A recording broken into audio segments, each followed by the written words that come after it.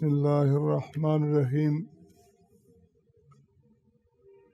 یسألونک عن الخمر والمیسر قل فیہما اسم کبیر ومنافع للناس واسمہما اکبر من نفعہما ویسألونک ماذا ينفقون قل العفو کذالک یبین اللہ لکم الآیات لعلکم تتفکرون صدق اللہ العظیم و صدق رسولہ النبی الکریم۔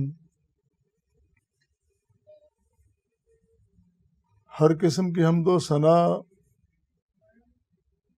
اس اللہ رب ارض و سما کے لیے اور بے شمار اللہ تعالیٰ درود و السلام پیغمبر آخر الزمان جناب محمد مصطفیٰ صلی اللہ علیہ وسلم کی ذات اقدس پر۔ ناظرین و سامعین کرام، آج سورہ بقرہ کی آیت مبارکہ 219 اور 220 اس کی روشنی میں چند معروضات آپ کے سامنے رکھی جائیں گی۔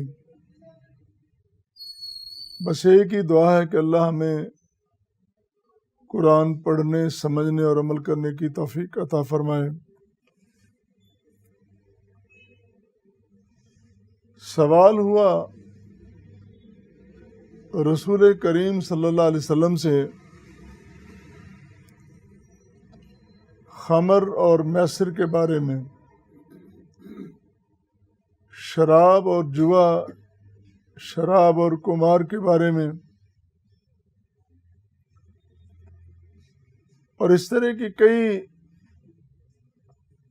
واقعات کے رسول کریم صلی اللہ علیہ وسلم سے سوال ہوتا ہے۔ 19 سوالے ہیں کہ سوال آپ سے ہوا، جواب اللہ کی ذات خود دیتے ہیں۔ جیسے یہاں یسألونک عن الخمر والمیسر، بلکہ انہی دو آیات میں 3 چیزوں کے سوال ہیں۔ شراب اور جوے سے متعلق ہے، خرچ کیا کرنا ہے، یہ ساری باتیں بڑی اختصار کے ساتھ آپ کے سامنے آ رہی ہیں۔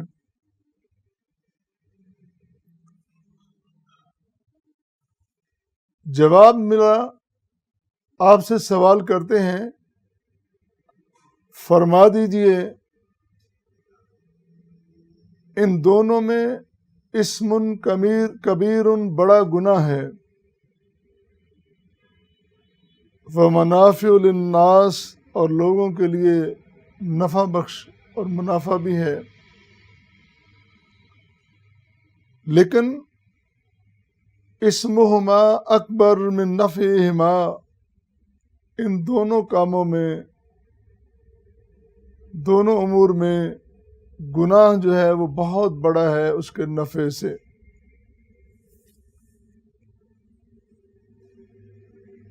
اب سوال یہ ہے کہ شراب اور جوے میں فائدہ زیادہ ہے یا نقصان زیادہ ہے؟ سب سے پہلے تو ہم دیکھیں، شراب جو ہے جس کو عربی زبان میں خمر کہتے ہیں، نشہ اور نشہ دینے والی چیز، اور اس کا بنیادی معنی سطر کا ہے، ڈھانپنے کا ہے، ایک چیز کو ڈھانپ لینا۔ جس طرح عورت جو دوپٹہ اوڑھتی ہے، اس کی دوپٹے کو، اس کی اوڑھنی کو بھی خمار کہتے ہیں۔ قرآن کریم میں آیا وَلِيَضْرِبْنَ بِخُمُرِهِنَّ عَلَى جُيُوبِهِنَّ، عورتوں کو جب چلنے پھرنے کے، بیٹھنے اٹھنے کے اور پردے کے آداب سمجھائے جا رہے ہیں تو فرمایا کہ یہ اپنی اوڑھنی اپنے سینوں پہ ڈالیں اور ڈھانپ لیں ان کو۔ تو خمر کا معنی ڈھانپ لینا، اور درختوں کا جو گہرا جھنڈ ہوتا ہے اس کو بھی خمر کہتے ہیں کہ وہ ہر چیز نیچے والی اس کو ڈھانپ لیتا ہے. گھنے سائے کو بھی اس میں جب بندہ آتا ہے تو اس کو بھی ڈھانپ لیا جاتا ہے. تو ڈھانپ لینے کو خمر کہتے ہیں. گویا جو خمر استعمال کرتا ہے، جو شراب استعمال کرتا ہے، اس کی عقل کو ڈھانپ لیا جاتا ہے. عقل اس کی کام نہیں کرتی. ہمارے ہاں خمر کو شراب کہتے ہیں. ہماری زبان میں، اردو زبان میں شراب. عربی زبان میں شراب کا معنی پینا ہے. شراب، طعام، عقل. اور یہاں اس کو شراب، اور شراب شر آب دو لفظوں سے ہے. شراب جو ہے شر آب دو لفظوں کا مجموعہ ہے. وہ پانی جس میں شر ہو، یعنی شر اور آب، شر اور پانی ملے ہوئے. شراب بھی تو شراب ہوتی ہے نا، پانی ہوتا ہے. اس میں پھر کشید کر کے جو ملایا جاتا ہے، جو نشہ آور چیزیں اس میں داخل کی جاتی ہیں یا شامل کی جاتی ہیں. تو عربی زبان دیکھیں، جو معنی ہے ڈھانپنے والا، اور اردو میں اگر دیکھیں تو جو چیز ہے ہی شراب، شر آب، شر پیدا کرنے والی، اس میں نفع کیسے ہو گیا؟ اسی طرح اس کے ساتھ ساتھ جو لفظ ہے میسر، جوا، قمار. تو جوا جو ہے اس کو میسر عربی زبان میں اس لیے کہا گیا، یسر سے ہے آسانی، کہ وہ چیز جو آسانی سے دستیاب ہو جائے. جب جوا کرتے ہیں، جوا کھیلتے ہیں، تو اس میں بعض اوقات ایسا ہوتا ہے اگر داؤ لگ جائے تو بڑی رقمیں ہاتھ لگ جاتی ہیں. اور اچانک بندے کو لاکھوں کروڑوں روپے مل جائے تو پھر اس کا ذہن کہاں پہنچتا ہے، اور ذہنی اپروچ اور دماغی خرابی اس کی کدھر جاتی ہے، یہ بھی دیکھنے والی چیز ہے. اس میں کہا اسمہما اکبر من نفعہما، یہ جو آسانی سے دستیاب ہونے والی رقم ہے، یہ جو شراب میں تمہیں تھوڑی سی جو لذت محسوس ہو رہی ہے، یہ بہت ادنا سی چیز ہے. اس کا نقصان اور اس کا گناہ بہت بڑا ہے. امام قرطبی نے امام نسائی سے نقل کرتے ہوئے بیان کیا، حضور اکرم صلی اللہ علیہ وسلم نے فرمایا کہ ام الخبائث ہے. شراب کو ام الخبائث کہا گیا. خبیث، خباثت، برائی، برائیوں کی جڑ اور برائیوں کی ماں. تو جو بندہ شراب پیتا ہے، پھر اگلے گناہ اس کے لیے آسان ہو جاتے ہیں. جس طرح سنن نسائی کی روایت ہے، علامہ قرطبی نے بھی اس کو نقل کیا ہے. آپ نے فرمایا کہ ایک شخص ایک عورت کے پاس گیا. وہ عورت بری عورت تھی. اس نے برائی کی پیشکش کی، لیکن بندہ کہہ رہا ہے کہ میں نے برائی نہیں کرنی. لیکن اس نے کہا چلو برائی نہیں کرنی تو یہ شراب ہے یہی پی لو. کہتا ہے میں پیتا نہیں ہوں، تھوڑی سی پی لو. اس نے پی، اس کو اچھی لگی، اور پی اور پی. جب اس کو چڑھ گئی، اس نے اس عورت سے بدکاری کی، اور پھر جو اس کا بچہ تھا اس کو قتل بھی کیا، زنا بھی کیا اور قتل بھی کیا. تو یہ ماحول، یہ لائن، یہ راستہ دکھانے والی ام الخبائث ہے. یہ کسی طور بھی انسان کے لیے فائدہ مند نہیں ہو سکتی. اسی طرح علامہ قرطبی نے ایک واقعہ نقل کیا ہے قیس بن عاصم کا. وہ دور جاہلیت میں شراب پیتے تھے،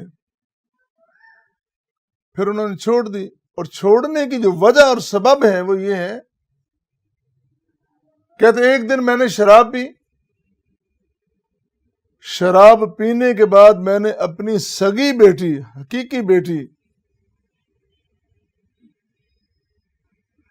اس کی پیٹ کی سلوٹوں کو میں نے چیک کیا، ہاتھ پھیرا،